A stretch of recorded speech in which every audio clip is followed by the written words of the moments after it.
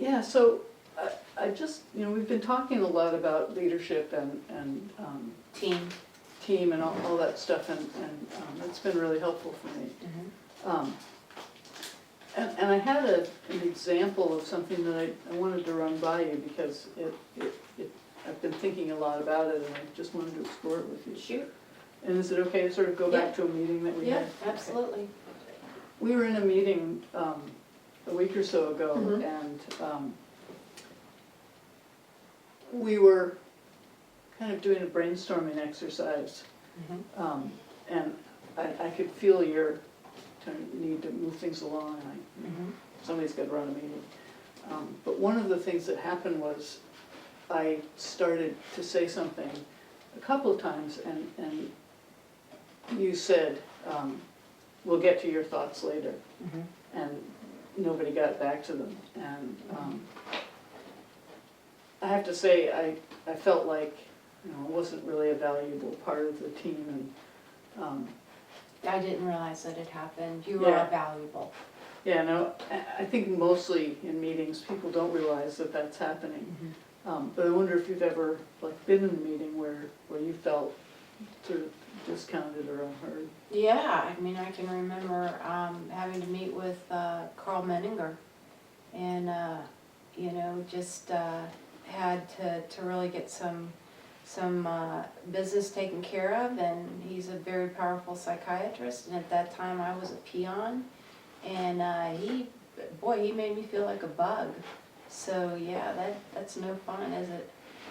But now I am the director, and so I've got a Yeah, little, move things along. well, I've got a little status now, so I can't wait to go sit down next to Carl and make him feel like a bug. Sounds like that would be very satisfying. It would be very satisfying, yes. But I wonder, in our meeting, if you think back to that time, kind of what that was like for you to sort of be stopping and starting things like that, and deciding who got to talk, and even what it's like for you to hear me say that I felt sort of cut off. Were you saying you felt like a bug? A little. I didn't realize, and I'm very sorry, and I would want you to let me know, because I never would intend for anybody to feel that way.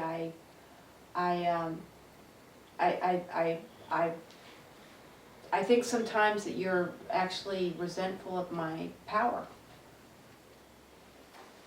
I wouldn't want to have your job for all the tea in China. I've been in the director's position, and I'm not fond of it. But I do really respect when we talk about teamwork, and I am really interested in how we practice as a team. Well, even I think that sometimes you're trying to always prove me wrong, and I resent it. I think it gets in the way of our meetings, and sometimes I just feel that I need to kind of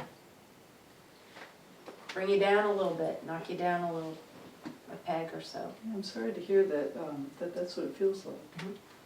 It does.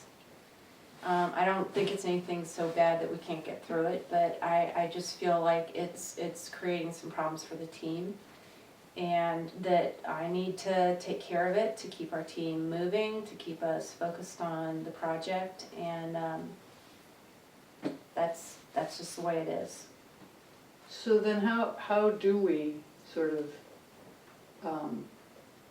come together around stuff that we see differently? What would be a better process if it's not at meetings? I don't know, what do you think? Well, I mean, this is a great start. I mean, I really appreciate your time.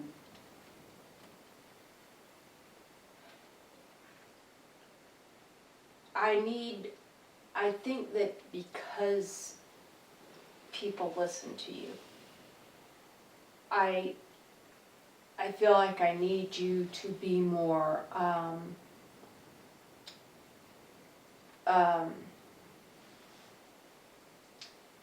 careful with how you're interacting with me.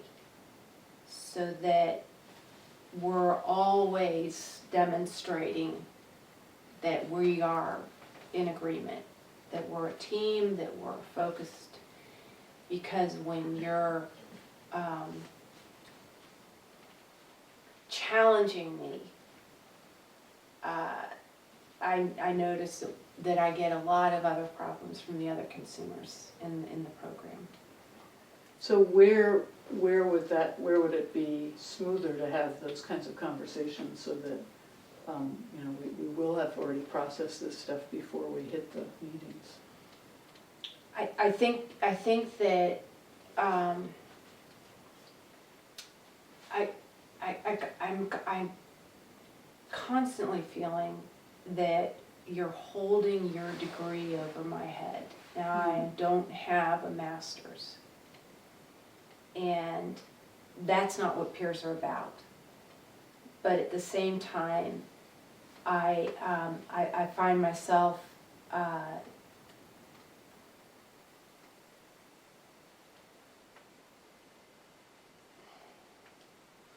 Well, you know, let me see if I can jump in here, because I've been in a situation with a bunch of researchers who I felt kind of used their degrees to tell me what was right and wrong. mm-hmm. And I found that pretty insulting. But actually, I feel insulted. yeah, I can imagine that it might feel that way, because that's certainly what I felt with those guys. And actually, once we talked about it, you know, kind of once I said, I feel like my voice isn't valuable, you know. The point is, it's about voice, it's not about degree. Right. I mean, and so that I find myself sort of kind of flabbergasted to be in a situation, this kind of situation where, you know, it feels like we're both missing the point here, that this is about voice. Mm. And when I feel like it's moved away from voice to degree, then I'm just simply going to pull my rank on you. So, can you give me an example of what it looks like for me to use my degree? Your language, you use words that I find, frankly, I don't understand all the time. That is really frustrating. I mean, that's exactly how I felt with the researchers when they were using these million-dollar phrases, and I finally just started asking them what the hell they were talking about. So it would be helpful if I sort of paid attention to my language.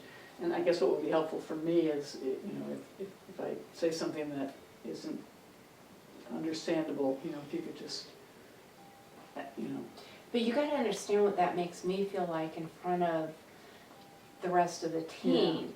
Yeah. It means that I've gotta,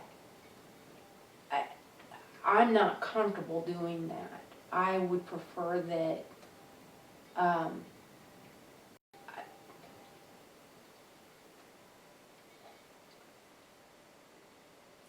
there's an awful lot of vulnerability in this. It's just, I don't know. I mean, I just. Well, and the thing is, it may not be one conversation.